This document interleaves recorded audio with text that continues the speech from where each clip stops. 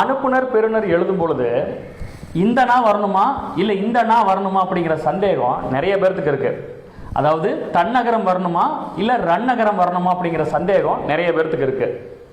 மாணவர்கள் என்கிட்ட கேட்கும்போது அதுக்கு நான் விடை சொல்ல போகும்போது, சார் பெயர் சொல் வினைச்சொல் அப்படின்னு இலக்கணத்தை சொல்லியெல்லாம் குழப்பாதீங்க, ஈஸியாக புரியுற மாதிரி சொல்லுங்க அப்படின்னு கேட்டாங்க. இப்போ இதை எப்படி எளிமையாக தெரிஞ்சுக்கலான்னு பார்க்கலாமாங்க. இப்போ இங்க ஒரு 12 சொற்கள் எழுதியிருக்கேன்.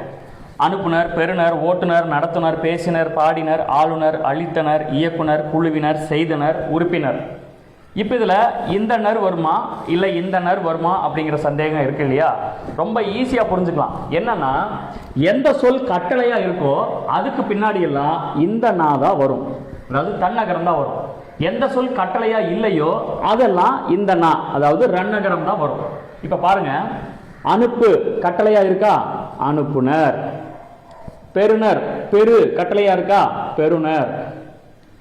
நடத்து கட்டளை தான், நடத்துனர். ஓட்டு கட்டளை தான். கட்டளைன்னா என்னன்னு உங்களுக்கு தெரியும் இல்லையா? ஒரு வேலையை செய்ய சொல்லி அதிகாரமா சொல்றது, ஓட்டுனர். பேசி அது கட்டளை இல்லை, அதனால பேசினர், இந்த நர் வரும். பாடி இங்கேயும் கட்டளை இல்லை, பாடினர். ஆளு கட்டளையா இருக்கு இல்லையா? ஆளுநர்.